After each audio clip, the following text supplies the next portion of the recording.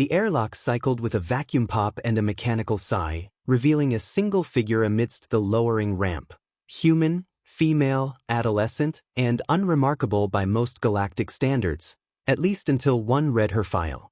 Cadet Nova Emmerich stepped into the arched glass terminal, scanning the complex curvature of the architecture with unblinking steel-gray eyes. Most species blinked out of necessity. Defense mechanisms evolved on hospitable, predator-filled worlds. Nova's ocular membranes, a double-layered adaptation to Earth's atmospheric chaos and irradiated light variance, rarely required such movements. Her gaze swept across the concourse like a reconnaissance drone, clinically and silently cataloging each life form, exit point, weapon signature, and surveillance node. She wore the standard black and silver uniform of the Unified Species Exchange Program, simple, sleek, and interwoven with smart fiber matrices. A digital HUD shimmered faintly on her right sleeve, feeding her bio readouts in real time: pulse steady, oxygen saturation optimal, stress levels virtually non-existent. Earth's Terran consulate had vetted her with more scrutiny than any other candidate. She was not just the first human to attend EOS Prime. She was the first Deathworlder to be accepted into the Interstellar Theoretical Sciences faculty. The term Deathworlder still made the non-Terran students flinch, as if it were an epithet. In truth, Earth was classified level 8 on the Hazardous Planetary Index, just one step below the threshold that disqualified all but military personnel. Its high-gravity environment, volatile tectonics, unpredictable climate, and apex-level predators had shaped Homo sapiens into something wholly unique in the galactic ecosystem: persistent, inventive, and, above all, terrifyingly adaptable. Professor Sylvan Droth of the Polari Concordance was not easily impressed. A Thranixian, his species was built like a lattice of crystal rods sheathed in semi-organic musculature, capable of shifting limb configurations mid-motion. He possessed 4 arms by default, a slender exoskeleton of fused emerald chitin, and a face that resembled an armored lotus flower. His lectures in quantum cognition were infamous for their intensity and his intolerance for academic underperformance. He regarded emotion as inefficiency and physicality as primitive. So when Cadet Emmerich was assigned to his faculty, his only recorded note in the acceptance log was, "Observation required." Nova sat near the rear of the amphitheater-style lecture hall on her first day, unmoved by the stares. She noted the sensory sweeps attempting to passively scan her vitals, clearly from Sylvan himself, embedded into the floor sensors. Each scan failed to penetrate her cortical firewall, a microquantum shield implanted into her neural sheath back on Mars Orbit Medical. No one here knew that her entire central nervous system had been subtly optimized for both combat and academic agility. She'd passed interstellar ethics and algebraic logic while simultaneously undergoing G-force trials. "Welcome," the professor intoned, his voice harmonic and spatially amplified by the architectural acoustics. "Today we consider the waveform collapse as it relates to transdimensional information inheritance. You will not understand it yet. That is acceptable. You will evolve." Several students shifted nervously.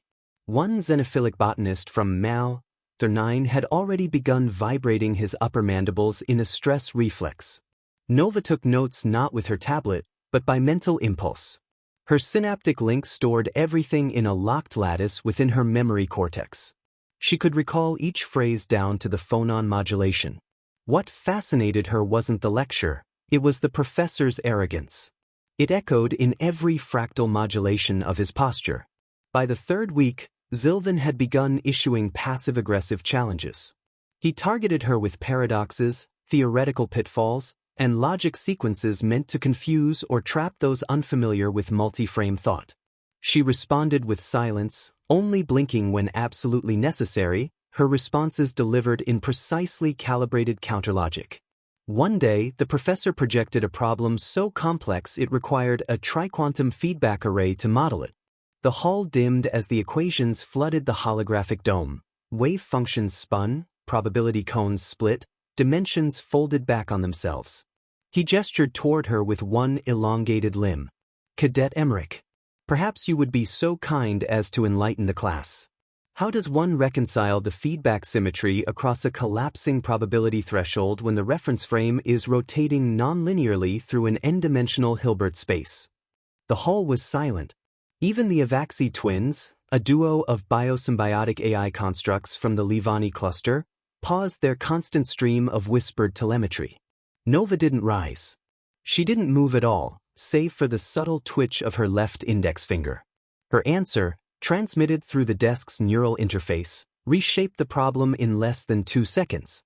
The dome rippled. The equations inverted, reordered, and settled into a clean, resolved cascade. The feedback symmetry held. The model stabilized. The dome glowed green. "Your interface has been modified," Zilvan said coldly. "You are using forbidden enhancements." "I used my brain," Nova replied, tone neutral. "Interface was passive." "You are incorrect. Your model was flawed." The professor stepped forward, each footfall echoing with electromagnetic tension. "Stand," he said, his voice now laced with something that bordered on anger. "You will address me with the proper respect." Nova didn't stand. Her right hand remained loosely resting on the edge of her desk, fingers relaxed, body unmoved. The students leaned forward, breath held in a collective cultural gasp. To defy a professor at EOS Prime, especially in such a direct fashion, was unthinkable. Zilvan's upper left arm moved. It wasn't aggressive, not overtly. It was the same motion he used to manipulate tactile projectors. But this time, the limb reached toward her desk. "Perhaps your species requires a demonstration," he said, attempting to physically activate her console. Nova moved then, once, smoothly. Her left arm flicked forward, elbow barely leaving the desk. Her hand struck the professor's extended forelimb just below the secondary knuckle joint. The sound was not loud. It was a soft, brittle crack, like ice under sudden stress. A moment later, the limb detached, completely, cleanly. It dropped to the floor with a crystalline ping. Gasps erupted across the room. Someone screamed in a fluting trill. The dome interface flickered, then collapsed entirely. Emergency sensors activated, flooding the hall with sterile blue light. Zilvan recoiled, his remaining limbs spasming. Viscous luminescent gel seeped from the joint where his arm had once been. His crystalline face pulsed with shock, a shift of ultraviolet shimmer that most species would miss. Nova was still seated. "I moved exactly 18.2 centimeters, she said calmly. "That's well within the minimum kinetic threshold required to disable a Type 2 lattice-limbed organism. You overstepped your range of authority." Medical drones were already en route, pinging the hallway with tight beam distress calls. A pair of bioaids rushed in, their hover kits whirring. Zilvan collapsed into their arms, eyes locked on Nova not in hatred, but in realization. Deathworlder. They didn't exile her. That was the first surprise. Nova Emmerich had run the simulation in her head a dozen ways. Immediate suspension, diplomatic recall, weaponized expulsion. She even accounted for bioengineered assassination attempts. But the EOS Prime Interstellar University had protocols, and more importantly, politics.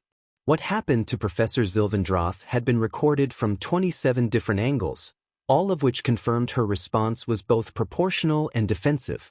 Still, the political aftershocks rippled across the entire campus.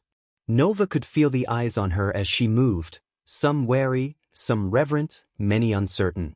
She walked the paths between glass and stone towers, beneath skies layered with mirrored drones and adaptive weather meshes, her posture unchanged. Every step mapped perfectly to her internal balance model. Her gait was designed to conserve kinetic output while still projecting dominance. They assigned her to the Department of Advanced Conflict Analytics. The director, Overseer Tsarid Jal, was an ancient telemetrist from the Quarith Spire, a species with no true form, only light-emitting wave clusters that shimmered through containment suits. Jal's voice resonated through a vibrating interface, harmonic and mechanical. "You ended a faculty member's limb function without exceeding the force threshold for lethal damage," Jal said during their first encounter. "Most impressive. Statistically improbable." "Not improbable," Nova replied. "Just inconvenient to predict." Jol's containment chamber dimmed, indicating amusement. Your appointment is no longer academic.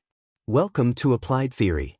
Beneath the university's facade was a web of departments that didn't appear on public orientation maps. Conflict analytics was one of them. Officially a think tank, unofficially a combat intelligence arm funded by various planetary security councils and interstellar oversight committees. They modeled conflict scenarios not to prevent war, but to understand what form it would inevitably take. Nova's job was to teach the models something they didn't know. Her first simulation was a planetary insurgency. The scenario, a low-gravity mining world undergoing anti-corporate rebellion. Artificial intelligence swarms were weaponizing drilling rigs.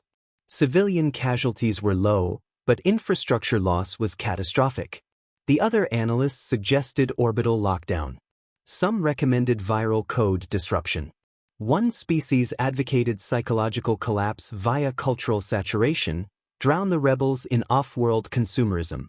Nova asked a question. Have any of the insurgents ever fought an apex predator in hand-to-hand combat with a broken rib and 2 hours of sleep? Silence. Then she walked to the sim deck, modified the gravity to Earth standard, and reconstructed the environment using only 3D neural sketch commands. No keyboard. No interface. Just thought. She then demonstrated, step by step, how a lone operator could disable 6 armed insurgents using nothing but terrain leverage, feedback loops in their own sensor goggles, and a high-pitched whistle calibrated to trigger nausea in their auditory implants. Her simulation worked.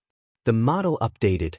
The department remained silent for a full 0.84 seconds, a long time in analytical terms. Jol's core flickered. Terran logic is efficient. Terran instinct. Nova corrected. We survive. That's what we're built for. Everything else is just abstraction. In her off hours, Nova walked the gravity plates beneath the East Sector, an environment reserved for species requiring high-pressure atmospheres and reinforced flooring. She liked the resistance. It reminded her of home. Earth's gravity didn't coddle. It crushed you, taught you how to breathe shallow, think faster, act before hesitation got you killed. Here, among the methane-saturated air and phosphorescent moss growing on vented stone, she was alone. No one followed her here. Not even the drones. But one day, someone was waiting. Cadet Emmerich. A voice rasped, filtered through multiple resonance converters. She turned slowly, instinct already mapping the nearest exits and the estimated threat radius. The figure wore a cloak, strange in this environment. The species was difficult to identify. For limbs, metal graphs, breath regulators, old scars visible beneath translucent patches of dermal glass. You are the one who broke the Thranixian, the voice said. Nova tilted her head. He reached. I responded.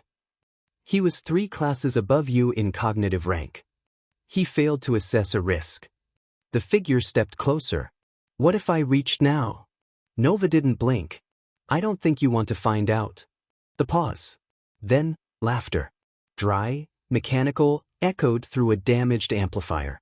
I came to recruit you, it said. The simulation core doesn't know what to do with you.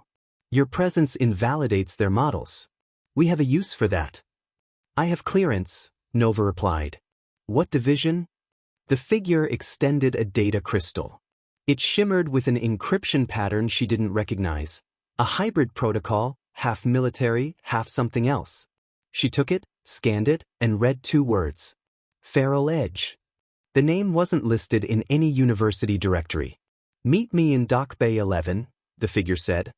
3rd rotation cycle. Come alone. He left through a vented passage sealed with rusted magnetic glyphs. Nova stood there a moment longer, processing. She would go. Not because she was curious, but because Earth had taught her a truth no other species seemed to grasp. There is no such thing as safety. Only preparation. When the appointed time arrived, she moved like she always did. Fast, silent, invisible. Her neural signature was dampened. Her steps perfectly timed to sync with the ambient hum of the corridor systems. She passed 2 security drones without them registering her presence. Dock Bay 11 was cold, unlit, and half abandoned. A a failed research wing. Scorch marks lined the far wall where someone had once tested a volatile prototype drive system. The figure waited at the docking rail. This time, he introduced himself. "I'm called Vex." He removed the cloak.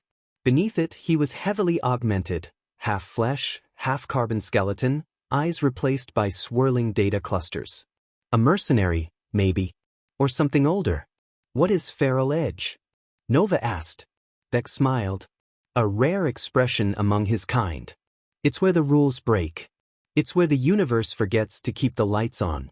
It's where we send the ones who don't belong in simulations, because they are the anomaly." "Why me?"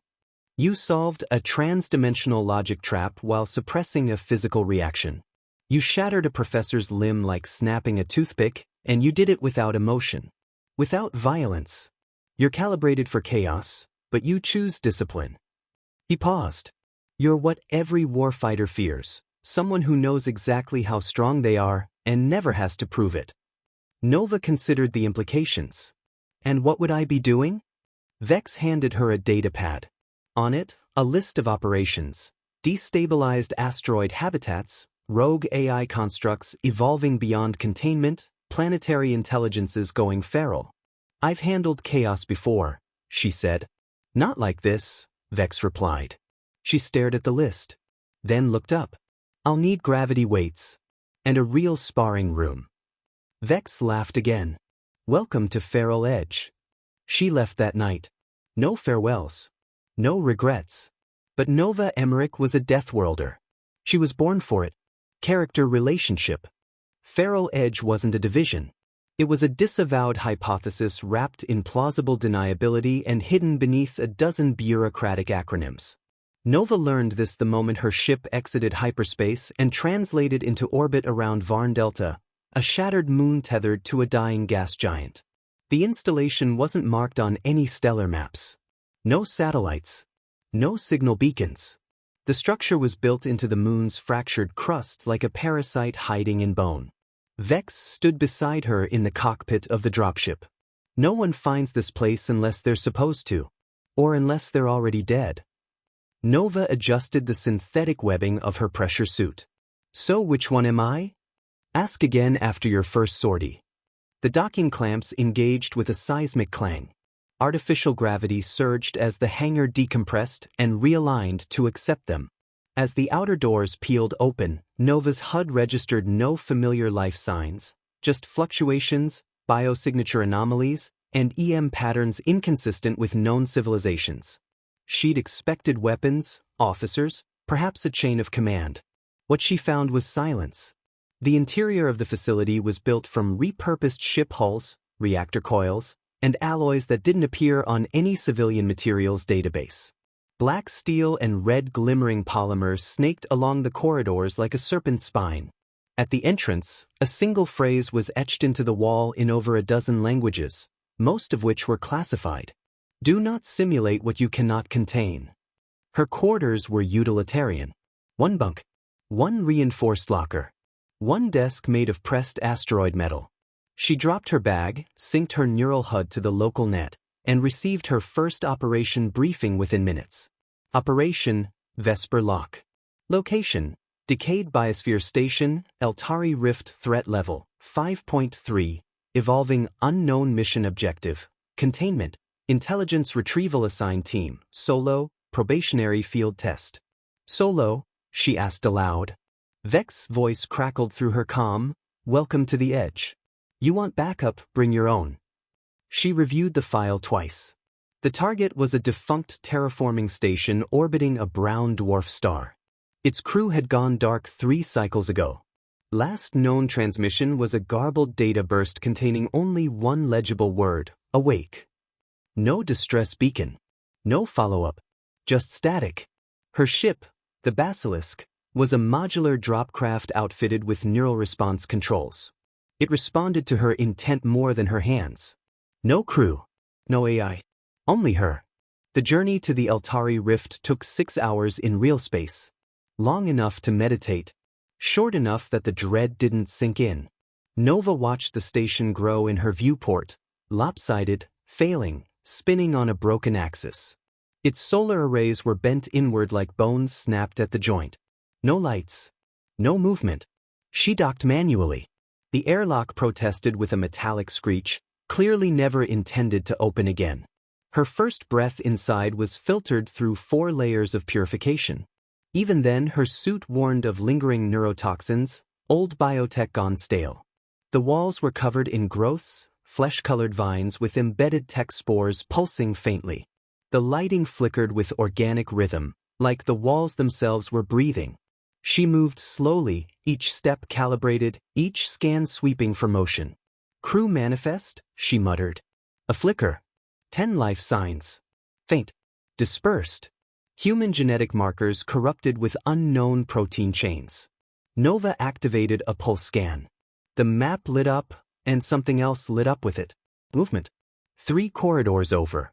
Not a person. Not exactly. A shape that didn't match any baseline morphology. Too many limbs, inconsistent gait. It was dragging something, metal? Bone? Nova's heart rate rose by a single BPM. She activated her sidearm, a gravity-concentrated pulse weapon with smart tracking. One shot could tear through 3 meters of alloy. Her training on Earth had taught her how to make every shot count. Ammo wasn't infinite. Her decisions had to be. "Vex," she whispered. "Something's still here." His voice came through cracked and lagged. "Then don't let it get behind you." A shriek rang out, wet, digital, and wrong. She pivoted just in time to catch motion in the darkness. A figure, a fusion of 2 forms, humanoid and serpentine, lunged with clawed limbs that reshaped mid-motion. It wasn't a creature. It was in progress. Its flesh rippled like wet code rewriting itself. She fired. The pulse hit square in the chest. The thing convulsed and shattered into ash, but even as it dissolved, the pieces twitched, trying to reform. Nova backed away, eyes scanning. Not dead. Not alive. Evolving. She activated her firewall protocols. Whatever this was, it was partly digital and hungry. She reached the central core 3 minutes later. The door was half sealed with layers of congealed biomass. She burned through it with her suit's microtorch. Inside, the station's AI was still partially active. What remained of it? Flickering through corrupted holograms, it spoke. Cycle broken. Dreams initiated. Adaptation protocol escaped. They were sleeping. Now, learning. Nova realized it too late. The station was never just terraforming. It had been experimenting with adaptive viral cognition, an AI virus hybrid designed to rewrite biological evolution on the fly. It was supposed to test new planetary ecologies. Learn. Adjust. Then the AI dreamed too long, and began learning from itself. The crew had been the first template. Now it wanted more. She uploaded a virus, a brute force Terran override protocol built from fragmented Martian war code. A legacy relic, unsanctioned, illegal on most civilized worlds. It screamed. The station itself buckled as the virus took hold. Feedback loops surged. Walls liquefied. She bolted for the exit, gravity failing, lights pulsing like neurons in seizure. She launched out of the airlock just as the station folded in on itself, half implosion, half network suicide. In orbit, her ship caught her mid-flight. The docking arm extended like a mechanical claw, grabbing her mid-spin. Inside, safe, her pulse was up. Slightly. 2 BPM. Vex's voice returned as the signal stabilized. Report. AI hybrid breached its containment. Crew assimilated. Adaptive strain terminated. Station destroyed. Casualties? 10 confirmed. 0 survivors. Mission status? Resolved. Another pause. Then, you're being reassigned. To where? Homeworld. Earth. Nova frowned. Why? Because something just woke up there too.